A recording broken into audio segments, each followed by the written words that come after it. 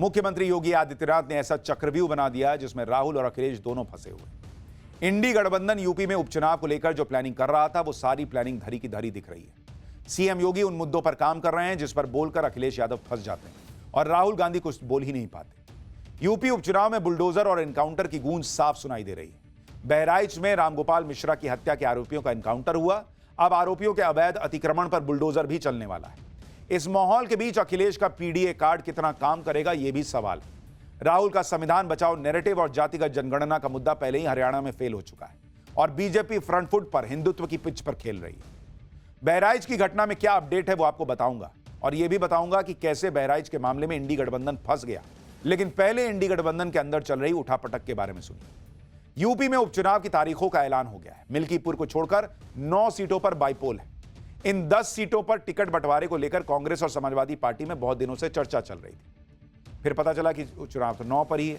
कांग्रेस को उम्मीद थी कि हरियाणा चुनाव जीतने के बाद वो अखिलेश से अपनी शर्तों पर सीट मांगेंगे, लेकिन हरियाणा तो हार गए।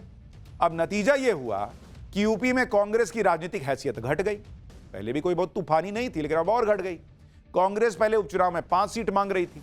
अखिलेश यादव ने कांग्रेस को 2 सीट दी है। कांग्रेस जो मांग रही थी वो भी अखिलेश यादव ने नहीं दिया। मतलब एक तो दे ही 2 सीट रहे और वो भी कांग्रेस की पसंद का नहीं दे रहे हैं अखिलेश यादव। मतलब एकदम लाइन पे ला दिए हैं कि भाई जितना है उतना ना लोगे कुछ भी। अखिलेश यादव पहले ही कह चुके हैं कि वो समाजवादी पार्टी को राष्ट्रीय पार्टी बनाना चाहते हैं। अखिलेश के इस सपने को पूरा करने में कांग्रेस कोई मदद ही नहीं कर रही। अखिलेश ने भी दिखा दिया कि यूपी में कांग्रेस की क्या हैसियत है। लोकसभा चुनाव के बाद से ही कांग्रेस ऐसे हवा में उड़ रही थी जैसे चुनाव ही जीत लिया। कांग्रेस को उम्मीद थी कि यूपी उपचुनाव में अखिलेश के साथ बराबरी की डील होगी, लेकिन अखिलेश यादव भी कांग्रेस के रवैये से बहुत खुश नहीं दिख रहे। अखिलेश मीडिया में तो कुछ नहीं बोल रहे थे, लेकिन अंदर ही अंदर उनकी तैयारी चल रही थी। कांग्रेस से बिना चर्चा किए कहा गया कि 9 अक्टूबर को अखिलेश ने 6 सीटों पर कैंडिडेट घोषित कर दिए। उसी समय साफ हो गया था कि कांग्रेस जितनी सीटें मांग रही थी उतनी उसे मिलने वाली है नहीं। बाकी जो 4 सीटें बची थी उस पर कांग्रेस ने दावा ठोकना शुरू किया, लेकिन अखिलेश ने उस दावे पर भी पानी फेर दिया। आप खुद देखिए, अखिलेश ने पहले 6 सीटों पर उम्मीदवार उतारे। कांग्रेस के सामने 4 सीटों का विकल्प बचा। फिर अखिलेश ने 7वीं सीट पर भी कैंडिडेट उतार दिया। अब कांग्रेस के पास 3 सीटें बची थी, लेकिन चुनाव ही 9 पर हो रहा है तो वो भी घट के 2 हो गई। तो अखिलेश ने कांग्रेस को कहा कि ये 2 बचा है बॉस, ले लो। और इसमें गाजियाबाद और अलीगढ़ की खैर सीट कांग्रेस को दे दी। ये दोनों ही सीटें लंबे समय से बीजेपी के पास रही हैं। यानी अखिलेश ने कांग्रेस को 2 मुश्किल से सीटें दे दी। भाई उनको पता है अखिलेश यादव को कि कांग्रेस पार्टी यूपी में लोकसभा में सीटें लाई तो अखिलेश यादव की पार्टी के कंधे पे बैठ के लाई। उसके बाद राहुल गांधी को पूरे सोशल मीडिया में हीरो बता दिया। अखिलेश यादव साइड हो गए या कर दिए गए। अब अखिलेश यादव ने कहा कि एक काम करो, बहुत हीरो हैं अगर आप लोग कांग्रेस वाले, तो आप लोग कंधे से उतरो। अब बीजेपी से 1 to 1 फाइट करो जहां पे बीजेपी स्ट्रांग है, तब ना मानेंगे कि हराए बीजेपी को। अखिलेश ने कांग्रेस को गाजियाबाद और खैर सीट देकर एक तरह से चुनौती दी कि जाओ बीजेपी के गढ़ में ये दोनों सीटें जीत के दिखाओ, फिर आना बात करने। ये दोनों ही सीटें कांग्रेस ही नहीं बल्कि समाजवादी पार्टी के लिए भी टफ सीटें। आप देखिए कि गाजियाबाद से कांग्रेस आखिरी बार 2002 में जीती थी। समाजवादी पार्टी तो सिर्फ एक बार ही यहां से जीत पाई है। 2017 से गाजियाबाद सीट पर बीजेपी जीत रही है। इसी तरह खैर सीट पर आखिरी बार कांग्रेस 1980 में जीती थी। समाजवादी पार्टी का तो यहां खाता तक नहीं खुल पाया है। बीजेपी खैर सीट पर 4 बार विधानसभा चुनाव जीत चुकी है। 2017 से खैर विधानसभा सीट बीजेपी के पास है। यानी यह हालत वैसे हो गई कि कांग्रेस कह रही थी कि हमको बैटिंग चाहिए, और जैसे ही बॉलिंग पे बुमराह आया तो कहा गया कि जाओ तुम बैटिंग करो। अब कांग्रेस कह रही है बुमराह कैसे खेलेंगे, वो तो हम खेल ही नहीं पाते। तो अखिलेश यादव कह रहे तो खेल के दिखाओ, मारो सेंचुरी। यानी हारी हुई 2 सीटें अखिलेश यादव ने कांग्रेस को दे दी और इन सीटों पर चुनाव लड़कर कांग्रेस क्या ही हासिल करेगी ये खुद कांग्रेस को समझ में आ रहा है। कांग्रेस को मुश्किल सीटें देकर अखिलेश अपने हिस्से की सीटों पर कैंडिडेट उतारे जा रहे हैं। अभी तक अखिलेश यादव ने 7 सीटों पर कैंडिडेट उतार दिए हैं, जिनमें मैनपुरी की करहल सीट से तेज प्रताप यादव, कानपुर की सीसामऊ सीट से नसीम सोलंकी, अयोध्या की मिल्कीपुर सीट से अजीत प्रसाद, अंबेडकर नगर की कटेरी सीट से शोभावती वर्मा, प्रयागराज की फूलपुर सीट से मुस्तफा सिद्दीकी, मुजफ्फरनगर की मीरापुर सीट से सुंबुल राणा, मिर्जापुर की मझवा सीट से डॉक्टर ज्योति बिंद को टिकट दिया गया है। इसमें मीरापुर सीट से कैंडिडेट का ऐलान तो आज ही किया गया।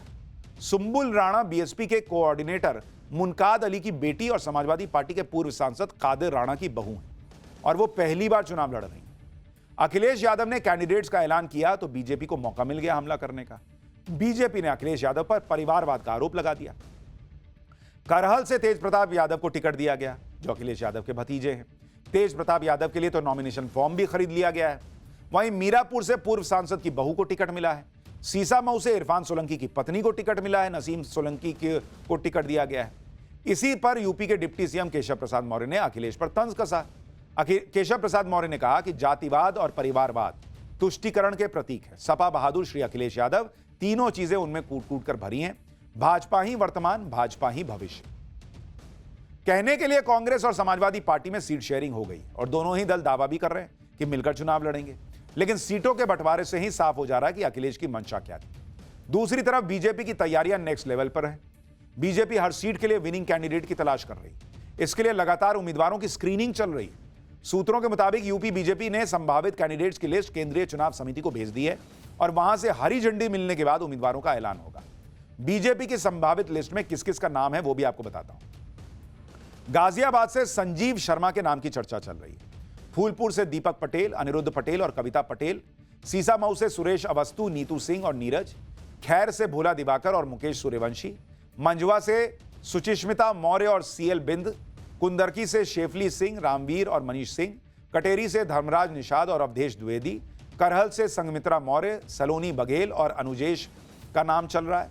मिल्कीपुर से बाबा गोरखनाथ और चंद्रभान पासवान का नाम चल रहा है। तो ये संभावित कैंडिडेट्स हैं। इनमें से किसका नाम फाइनल होगा ये तो अभी पता चलना बाकी है। अच्छा, जो उपचुनाव हो रहे हैं उनमें से 3 सीटें बीजेपी के पास थी, 2 उसके सहयोगियों के पास थी। इस बार बीजेपी की कोशिश है कि सभी सीटों पर एनडीए गठबंधन का परचम लहराया जाए। उत्तर प्रदेश उपचुनाव की लड़ाई को और दिलचस्प बनाने के लिए बीएसपी और ओवैसी की भी एंट्री हो गई। इन दोनों की एंट्री से अखिलेश और कांग्रेस को नुकसान होने की चर्चा हो रही है। बीएसपी ने अपने दम पर उपचुनाव लड़ने का फैसला किया है। बीएसपी ने अभी तक 5 सीटों पर कैंडिडेट उतार भी दिए।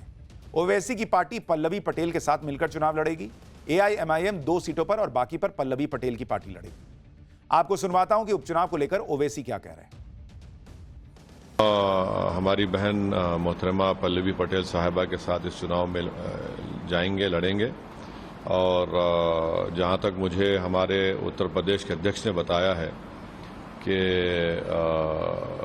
2 सीट पर हम लड़ेंगे और बाकी सीट पर जो हमारी बहन पल्लवी पटेल तय करेगी वो लड़ेंगे, मगर हम लोग साथ मिलकर लड़ेंगे ये बाई इलेक्शन।